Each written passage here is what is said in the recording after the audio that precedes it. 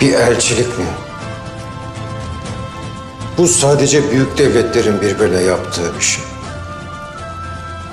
Siz o kadar büyük müsünüz? Eğer imdiden bahsedersen, canını borçlu olacak kadar büyüğüm. Ama evvelden bahsedersen, devletini vergiye bağlayan Atilla kadar büyüğüm. Geleceği ise birlikte göreceğiz. Kimin daha büyük olduğunu hep birlikte göreceğiz. Biz birden çok, binden biriz. Kabul etmezsen o vakit büyüklüğümü sınarsın. Roma burada Osman Bey. Atilla nerede? Karşında